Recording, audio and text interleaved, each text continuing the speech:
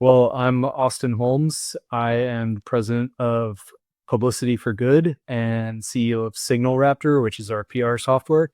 I have my podcast, which is Overpressure, and former Naval Special Operations EOD tech. And I really love uh, being in the world. I mean, it's changing radically, and happy to be a part of it.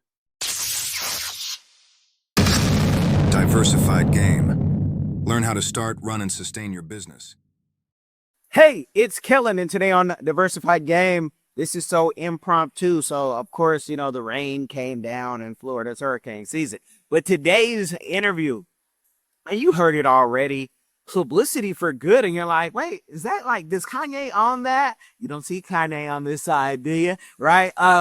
But Austin, being a young guy, he just actually had me on his show. And I was like, I got to get his story. And I tell you, I get emails from him and his team all the time, and I always tell my AI, be nice to the people that are coming for good. But they've sent me books and everything, so I am familiar that this is a legit source. If you're looking for a PR company, I always tell you guys, I love when we can all work together. There's enough money for everybody. So Austin, I'm happy to have you because, like you, I love talking to my own. It's so easy to do. Yeah, there's so many things going on with public relations and communications in general. It's an easy rabbit hole to go down, figure out like how to communicate your messaging to the world. And that can take a lot of different routes. Like, we work a lot with consumer packaged goods and nonprofits, stuff like that. Really people trying to do good in the world. That's the simple way to put it. And tell the people how long and how hard has it been to do it for good? Because there are a lot of, oh man, when you say for good, there are a lot of people I know who come and they are straight from the pits of hell. They're ready to like wreck shop on your day. They want to be a headache to you. Like, how long have you been doing it, and how hard to do it for the good instead of the easy stuff? Because it's easy to go represent politicians and, musicians who think they are God. Yeah, the company Publicity for Good was started by my wife, Heather, who is really the publicist behind all of it. She started in 2016. I came along in 2018, and I was still in the service. But by 2019, I had exited and was helping with minor things. My degree is in business management, so like I had some systems from that. I applied like a lot of military systems from just structuring things, frameworks. Leadership was something I was super privileged to get a very, very high level in the community that I was in. And, applying all of that, starting to grow the business, grew it all the way through 7 figures the first time. And it is hard. Like, my ego was a part of this, I actually exited working with my wife for a while because like we were just fighting constantly. And I got some of the best advice from Alex Hormozy actually. And it was that they worked in separate areas of the business, still come together, still like be on the same page. But hey, this is your area, and we call it mom and dad roles. And this is my area. And that's helped us work together, rebuild it to beyond 7 figures, or couple 7 figures at this point. And all while trying to do it with intentionality, with the for purpose element. One of our early mentors was Cole Hatter. Love what he's doing, and he's still doing it, of pushing purpose driven business. But it comes down to, it makes it easier for us to do our job when we're working with incredible people. And without that, it'd be really tough to do. So I look at it as a positive. And yeah, we're more selective on the client front. But we also want to make a positive impact. So we try and work with anybody who's doing good stuff. You've tried it your way, but you're still in debt. Or maybe you're doing okay, but want to invest smarter, grow faster. Millionaire.x.ai gives you real step-by-step strategies to ditch debt or stack wealth. Stop dreaming and start planning. Visit Millionaire.x.ai today. I want you to be the next millionaire next door. Now you're a Navy man, sailor out there. What was more difficult? Was it like, being in the Navy, starting a business, and in starting the business, maybe you were selling salsa as a kid. Like, give us the game on like when that entrepreneur spirit started and how the Navy helped that and grow that or help you endure, in business. I think one of the hardest things about the Navy was the bureaucracy. And I never planned on doing like 20 years. But, with that entrepreneurial drive that I had from, if I look back, early on as a kid, selling stuff on the side, hustling, maybe doing some stuff that wasn't so kosher. And then transitioned into the military after college. And, it was oppressive at points, but it was also still serving that higher mission. And if you keep that mission in mind, a lot of things become more tolerable. But it came down to, I met Heather. She was doing incredible things. I actually had another business already, doing like wedding supply for tables for weddings. And that partnership that I was in, unfortunately, that guy relapsed, and so it was just me running it. That was difficult, lifting tables by yourself. But Heather and I started traveling full time and really jumped into publicity for good. The difficult part would probably be the Navy. And it was, going through training there, it was just as much as anything to prove to myself that I was capable of doing anything. And after that experience, after proving that like, hey, I can do one of the hardest things that there is to do, I was able to like carry that forward. So a lot of what we've done since then, I have that background, I have that knowledge that I'm capable, and it's just a matter of figuring out the skills. Developing, early on it was hiring, then operations, finance, and now really what I'm leaning into is the sales front, just so that I have the skills to lead more so. And like, that's the hardest skill, is leadership. We have a team of about 65 now, and there's a new issue every day, good or bad. So I have a lot of fun leading the team. That's something I've enjoyed. It's something that's one of the reasons I joined the Navy. Is in college I wasn't involved in anything, and I had been in sports growing up, was on some incredible teams, and I missed that in college. I missed that team aspect. I missed being able to share wins and losses with those around me, and being back in the entrepreneurial environment. That's one of the first things that we really started doing, was building out the team. And now we have an incredible team, incredible culture, and it's exciting when I get to wake up and, spend a day helping the team, helping them grow. And now we're getting to like develop that second, third tier of leadership. And it's really cool to watch people develop that all important skill of leadership. Hello, everyone. Come along with London and Sydney as they show you around the vibrant country of Cameroon. Explore the heart of Africa through the eyes of London and Sydney. Two explorers who journey across the great city of Yaoundé, exploring its rich culture, vibrant market squares, cultural heritage, and wildlife. With giggles and excitement, London and Sydney Explore Cameroon takes you on a fun-filled adventure, providing insight into the country's culture and traditions through the pages of this book. It's packed with exciting stories and super cool facts about Cameroon that will make you go, wow. Get your copy now, available on Amazon and in libraries near you. There's only one easy way to experience the exploration of Cameroon, and it's through London and Sydney. Don't wait, get yours.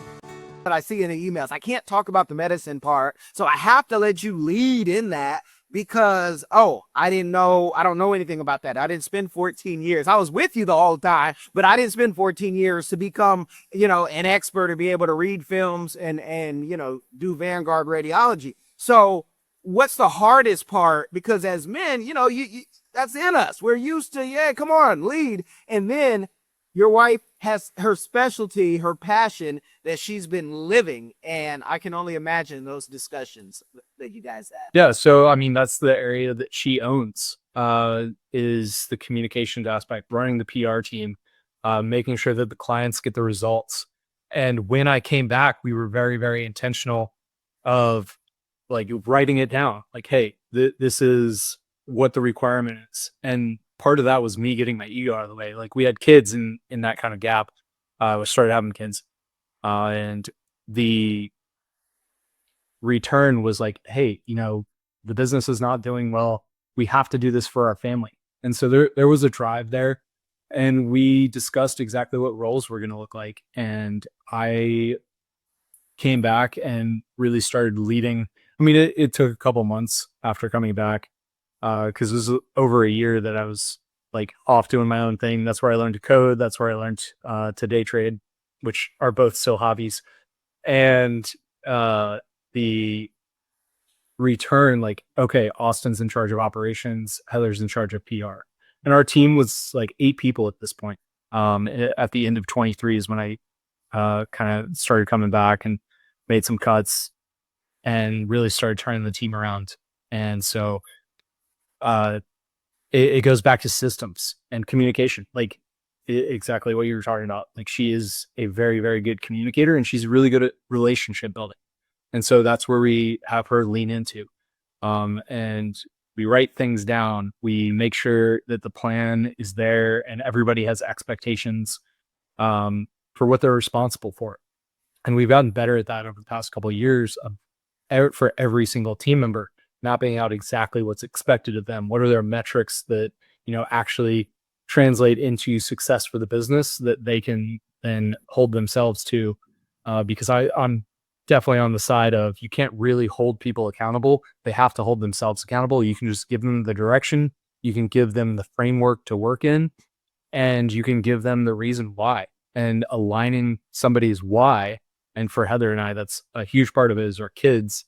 Aligning that reason for doing it and setting those expectations is really where you see people like come into their own. And it's my favorite thing when I see somebody really crushing it, because they have clear expectations. There's a plan, and like they seem happier when they're accomplishing something.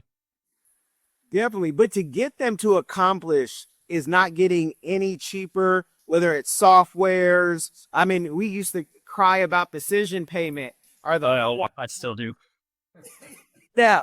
But I believe that your company says, you guys can get 80% of the results for 20% of the cost.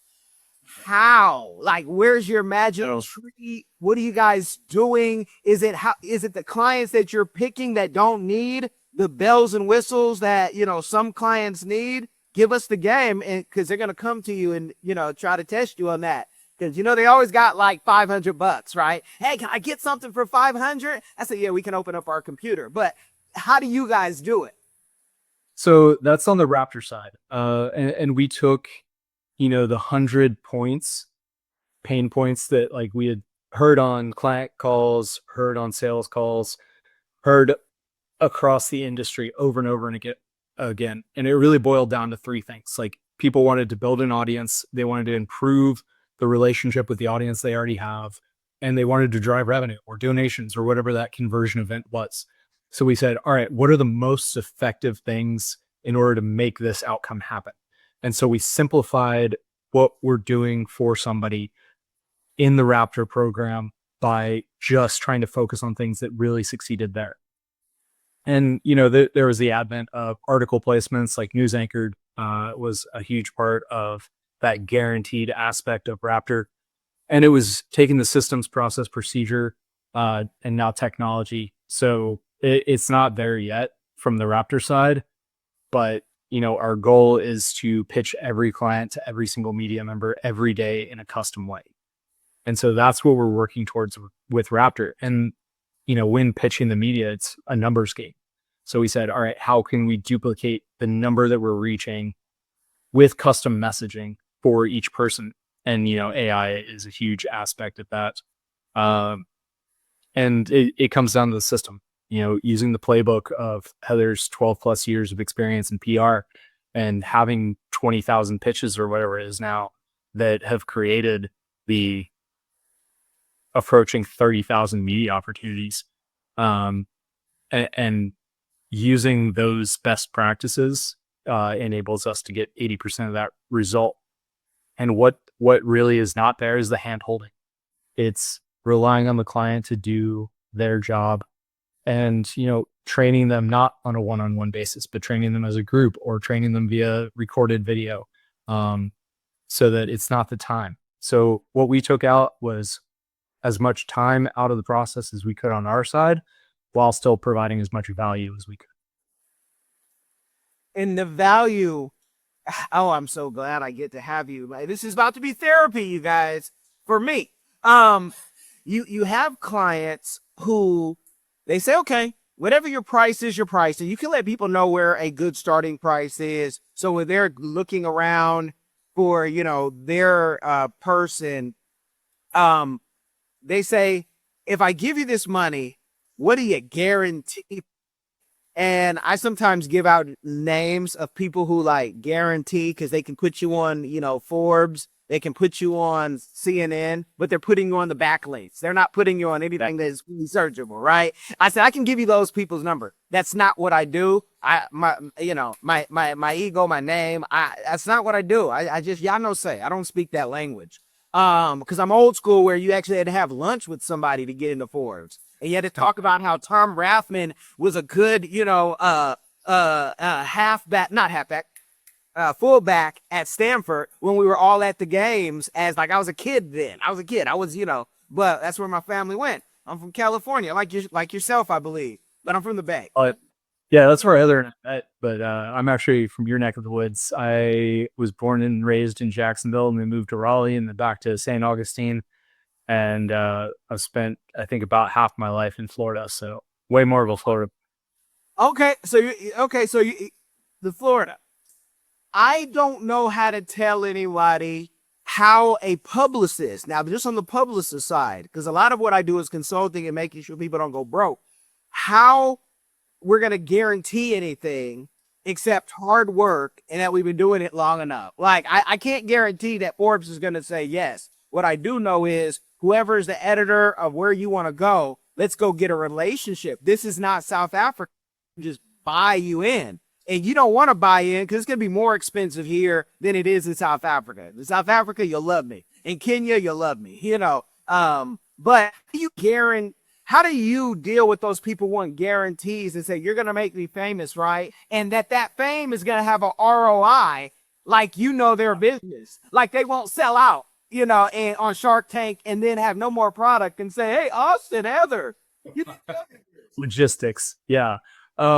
No, the truth is no real professional in the PR industry can guarantee a specific placement without paying for it. And there's a cost to everything. And so, you can spend all you want trying to get these opportunities. What we've seen over and over through those 30,000 media opportunities is that consistency pays off way more. So if you have a 5K budget and that's all your budget is, 1 month isn't going to do it for you. Go find somebody, either a publicist who's just starting out or solopreneur. And I don't know if this is still accurate, but $1,500 to $2,000 is going to get you that hand holding. Raptor service is under $1,000 a month, but 5 months of that is probably going to get you more results than 1 month of an agency. So from the guaranteed side, there is stuff. It's social media. It's what they do with the PR that they receive. That's the guaranteed part. And they're in control of that. So if you want guaranteed results, it's really way more on the business. It's on you operating your systems. It's making sure that you're capturing the leads as they're coming in, making sure that when you do get that major hit, you have enough inventory where you're not going to sell out. And that's going to destroy relationships. It's oh, they're out of stock. Well, there's so much you can do on the free side though, of, your own media. Start your podcast, post every day on social. This simple stuff is where people really need to start. And that's one of our kind of determining factors of if we'll work with somebody on the agency side, because we know the results that we're going to get for them, because we're so intensive with reaching out to the media and, leveraging relationships at that point. Cause like so much of PR, as I'm sure you know, is relationship based. It's sitting down with people, and we do it at trade shows of, meeting up with media members, or as we're doing press tours with clients, just building that relationship with the media. That's one of the most valuable things we have. But, the brand or the company, whoever it is, they need to have their stuff together if we're going to work with them on the agency side, because there's so much that you need to be prepared for to really make a big PR push.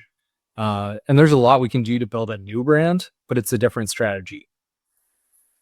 I want you guys to rewind that, because all the things that, like, when you do get that Shark Tank coverage and you're not ready, your publicists can do their best to make sure, but there's so many things that people don't tell you. And that's why the consulting arm is actually where I start with people now. We have to consult. You don't even know how much PR you need in real life.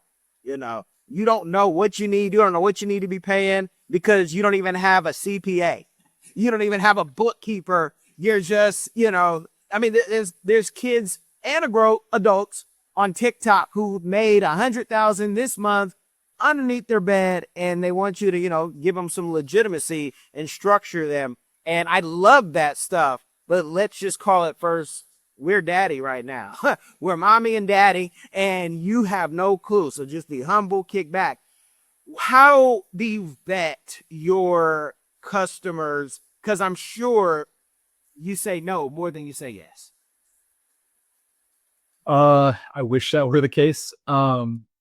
We probably eliminated a lot of people just through our messaging, because we are focused on like everything outbound to some extent, less so on Raptor, more so on the agency, Publicity for Good. It's focused on purpose driven. Like, hey, how are you making a difference in the world? And so all of our outbound is around that messaging. And so people self-select, and then we have an application process. And, there are, I don't even know what percent that kind of drop off because of that during the application process and the sales process, because sometimes it's just not the right fit. But, more commonly now than 5 years ago, people do have a purpose-driven element. They recognize that there is a market demand for it. If you have two products on the shelf and one is purpose-driven or B Corp, and they're doing some give back component, and then you just have whatever brand that, they may at some corporate level do some donation, but like it's not in their mission. We end up working with the first brand, and consumers see that. They are driven to those brands. So it's been a market shift, and we've been lucky enough to be a part of it. Okay. Now, with public relations, how deep do you get into their business to make sure they have enough books to give to journalists? And how do you, go and say, hey, what's in your inventory that you bought? Not what's on Amazon. Because people say, oh, I got books. No, what have you bought already in store? Like, do you guys have a checklist? Or because I truly feel, and I'm going to tell you what my friend told me, Raru, thank you for telling me this 15 years ago.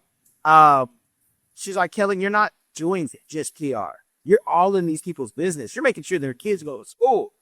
Like, you are doing way more than just placement. So how do you make sure they have enough books or enough product?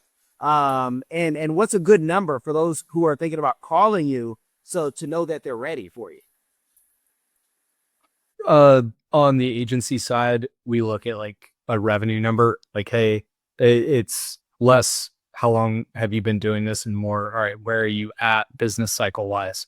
So that's anywhere from like 3 to 500K in revenue, kind of as a baseline, because we know in order to get to that point, there's a certain amount of structure and process that already needs to be in place. The exception to that is like second time founders, people who have been doing it for a while.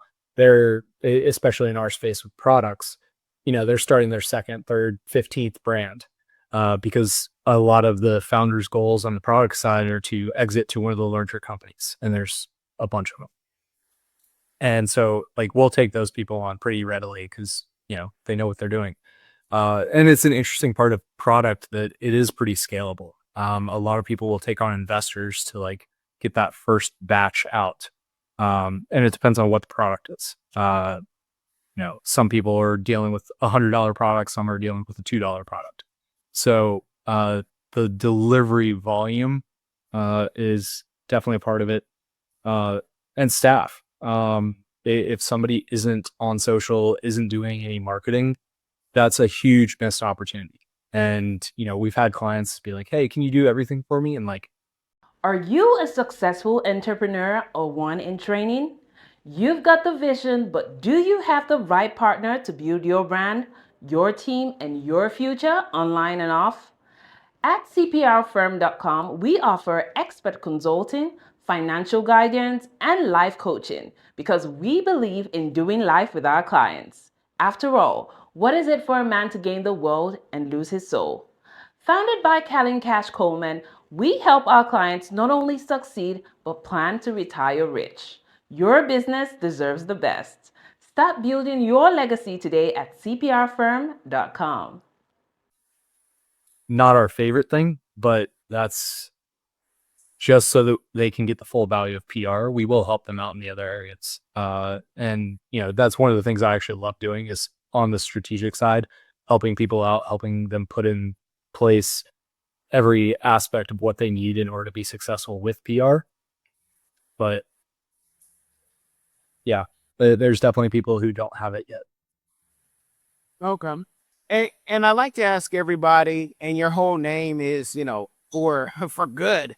But I like to know, what is a community give back that you are doing or that you would like to do? And is there a way that the community that's even experiencing this? Most people listen on Apple and Podbean, but we're trying to get those YouTube numbers up. Yeah, what's that give back and how can we help you with that? Yeah, build a brand that's purpose driven from the start. It's way easier to give back more. And Tom Shoes is one of the first examples of this. They sold a pair of shoes and gave a pair of shoes away, and they did such a good job of it that they were hurting economies in other places for shoemakers. So they started doing a bunch of different products, and helping sponsor those shoemakers that actually make the shoes. So build your business from the ground up to have an intention of giving back. For us, we try and do that every place we can. There's the direct financial side. There's helping brands who are giving back. There is doing our service of public relations for people doing amazing things in the world, more on the nonprofit side. But we typically have 10% or so of our clients that are in kind, that are just really, really good missions. Say build a business. Everybody thinks their business. I mean, we have crazy musicians who think, when they get their award, I thank God, and God ain't in that music. Are there any clients that you guys don't work with? Are there any genres? I think you're in Nashville now, which is such a spoiled city for just talent, ideas, music. You go in the airport, they're playing music. You go in the mall, they're playing music. Everywhere you go, somebody's got a guitar, and but who? No, when we were searching for a church, it was just like every single place had incredible music, and we're like, okay, we're in Nashville. But it's a cool city. It's growing. There's a lot of opportunity here.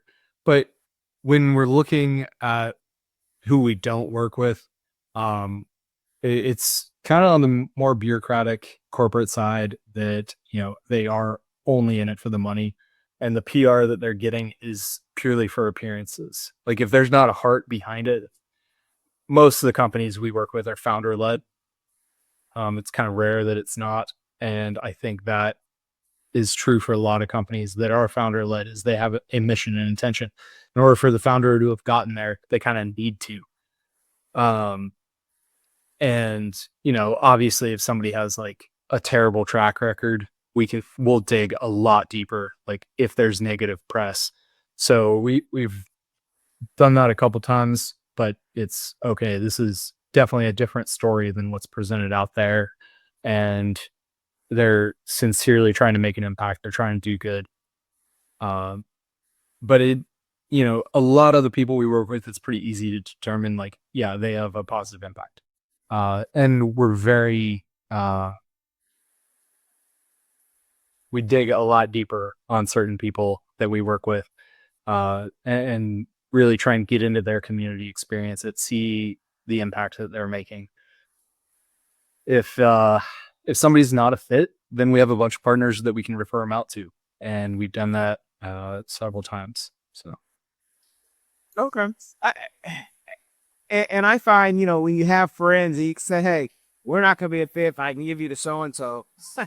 yeah, Just, then you give the warning, like, hey, this is why we weren't a fit.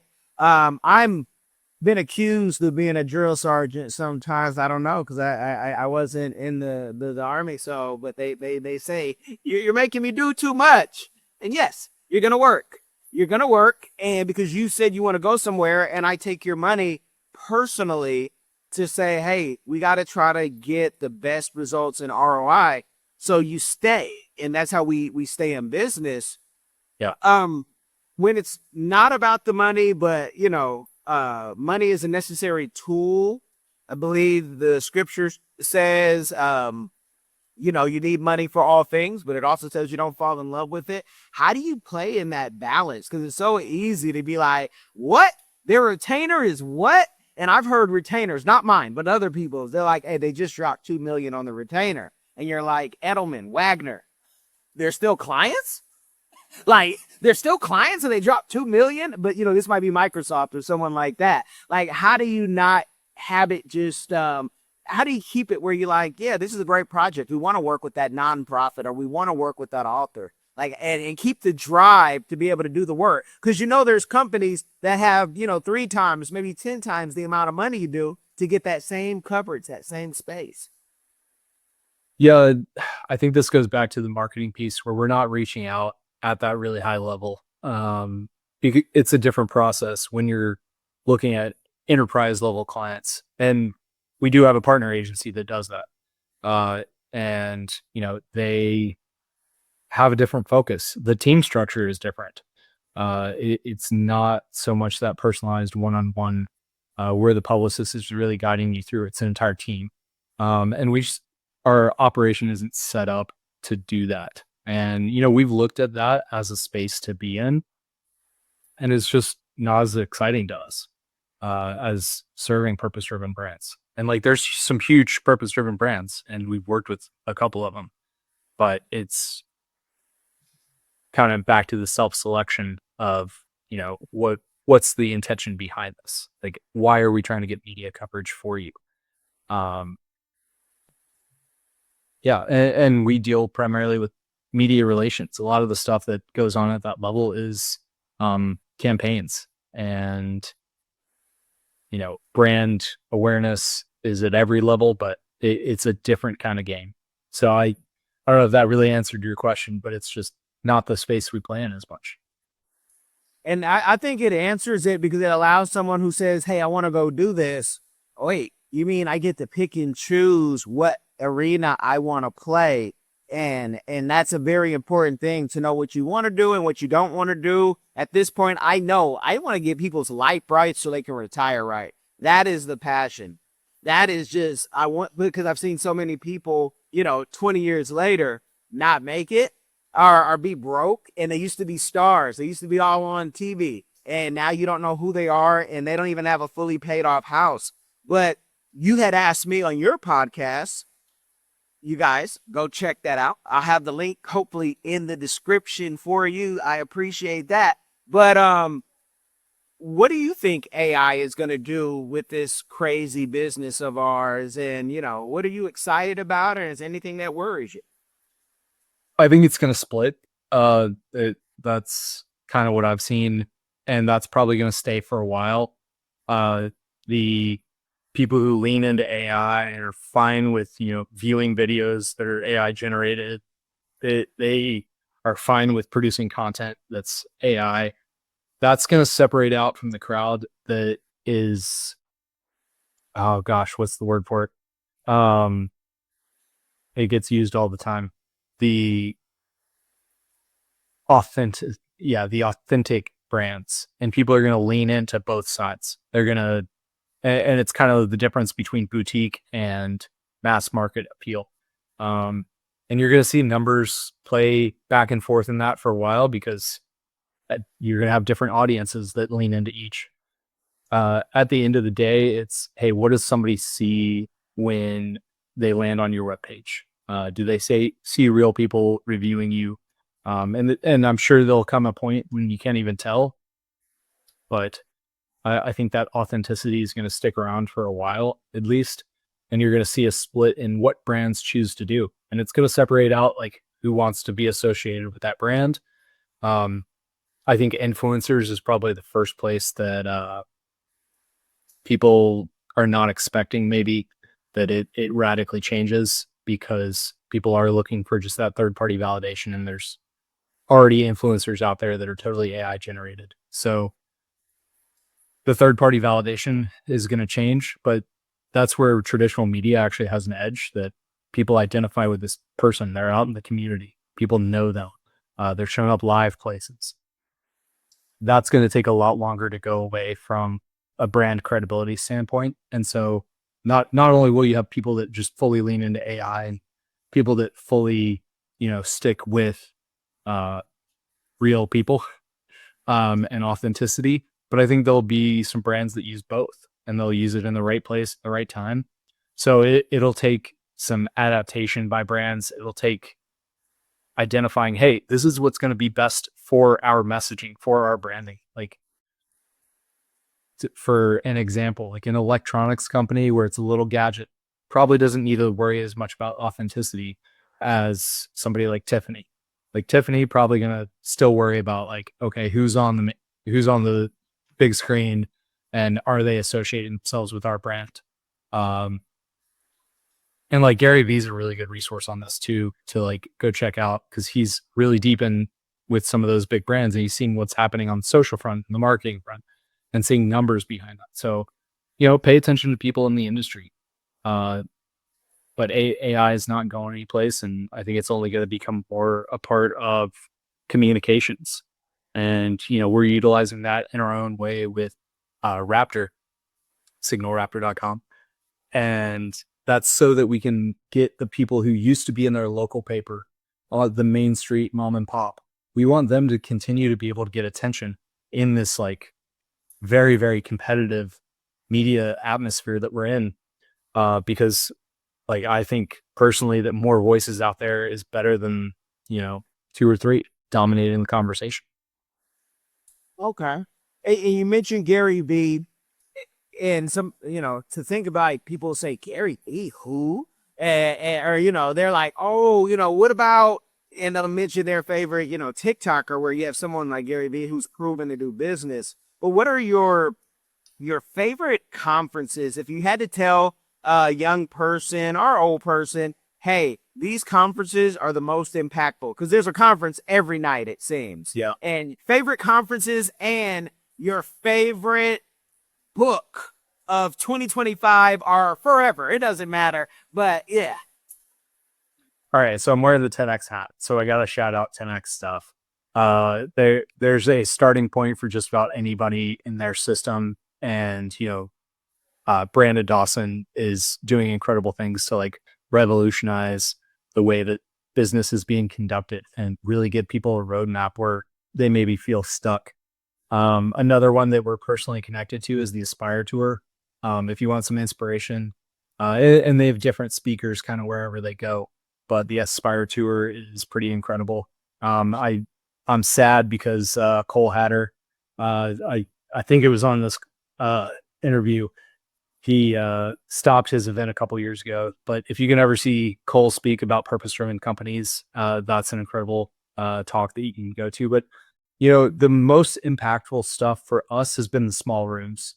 And we've had a couple coaches where we've gone into those small rooms of 100 to 300 people at most, and really learned. When you get the chance to ask questions, always take the opportunity.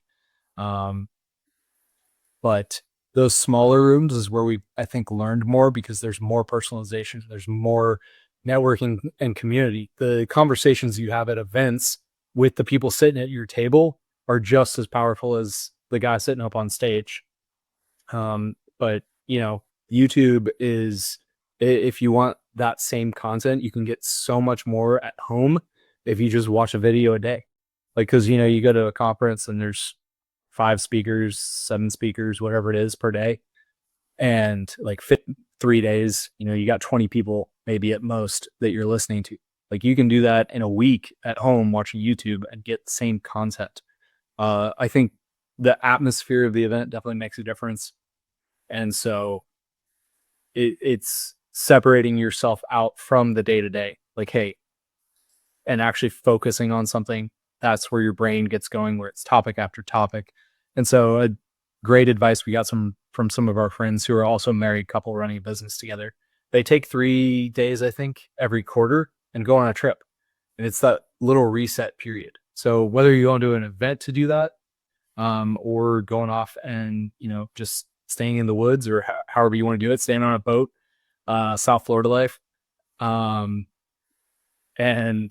you know, separating yourself out from the grind of day to day so that you can set those intentions, so that you can get that knowledge.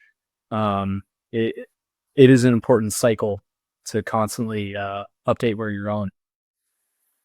So you when I have these conversations, the audience, these empower me, because when he talks about doing business with your wife and the difficulties, I'm like, okay, I'm not the only one going through it. And I know I'm not, because I have these conversations, right? Or even the small rooms, because those are the areas where I'm like, you got to meet so-and-so that took you to go meet so-and-so. But, you know, whether it's the small rooms or the vacations, we've homeschooled until this year since COVID, and the vacations we've taken to get to know the kids and, you know, the places to go around the world and see, it's been amazing. But when you say small rooms, correct me if I'm wrong, you've also lived with your wife in an Airstream full time. Yeah. Is that a two? What did you learn from that experience? That was proof again that we were capable of doing something. And that's, you know, in 200 square feet, you really find out who somebody is and whether you can work with them. So we had a great time. We got to see so much of the US. COVID was a little break in there, but we were full-time traveling for about 2 years. And, you know, the perspective that gives you of traveling around is a powerful thing by itself. But we figured out systems, and, you know, there's a lot of opportunity to be creative when you're constantly moving. So we got to meet a lot of people, intentional with our time, and we figured out that headphones are very important. That's another thing. So, yeah. Oh man, you guys, I could go Joe Rogan style, but I want to save something so if Heather ever wants to come and give us the game on that, or when they do write their book, no pressure, no rush, but the book has to happen. You know, it just has to happen. Yeah, I'm only 2/3 of the way through the manuscript, so you guys got a while to wait. Okay. Well, you take your time, because what is a book going to be with this whole, you know, tech revolution that we're seeing? It's going to be a masterclass inside the book, inside your school own type of platform. And it's going to be forever going, where you're going to be able to add chapters. And I mean that because if you guys ever deal with death real close, you know, with death, and I've dealt with it for so many years, you'll see like that book is like, think about the book that in your life, and only until you die and you get that, hey, good job, my son, my daughter, will you be fulfilled? So success is just a journey. So it's really, it's personal. And when you do your book, or even before that, I want you to, you know, come back and share some more wisdom, share some more game. Couples need this, because I hear it all the time, and I'm sure you do too. We can't work together. And it's like, you can't? You're working together already, doing a business in life, in marriage. So give them where to find you, because you got a lot going on. There's a lot of websites, and I'll put them all in, or if you have a link tree that makes it work better, let me know. Yeah, No. Again. Because I was able to get the handle everywhere. Austin Holmes. My first name is actually Alexander, but I go by Austin. Austin Holmes pretty much on every platform. And then my website is also 𝐴AustinHolmes.com. That'll link to Publicity for Good, Signal Raptor and Overpressure podcast. You guys have gotten the game. I thank you for listening. Like I said, I know Spotify and Podbean, that's the main places, so I'm told. Go over to YouTube, get those numbers up, come over into the MillionaireX.ai platform. I know it's brand new, but we're getting all the kinks out, and you at least can log in for free $99. You guys, I thank you for tuning in and for your time. Make sure you do all that stuff that they say to do. Like, share, comment, but most importantly, share this game. It will change somebody's life. Be blessed. Are you tired of the rat race in America? Are you ready to visit the motherland to relax and rejuvenate? Are you ready to explore all that Africa has to offer? Then check out the brand new Diversified Game Academy course, Prepare for My First Trip to Africa. Are you worried about being able to afford the trip? We got you. We will show you how to travel either on a budget or as a baller. Learn how to stress the value of the USD. Did you know that 100 United States dollars is worth over 1,000 South African rand, or 10,000 Kenyan shillings, or 54,250 West African CFA? Are you worried about taking your kids? Get the game from 𝐾𝐨𝐴, a bona fide world traveler, having traveled to almost 20 countries, several of those in Africa. Get the game on taking your kids on their first trips. Learn how to find the best tickets, get the visas, and plan your own adventures in Africa. Don't let Eddie Murphy have all the fun. Plan your own coming to Africa trip starring you, produced by you, and featuring you. If you are ready for a life-changing experience, sign up for our course today, Diversified Game Academy. Get prepared and purchase at diversifiedgame.com.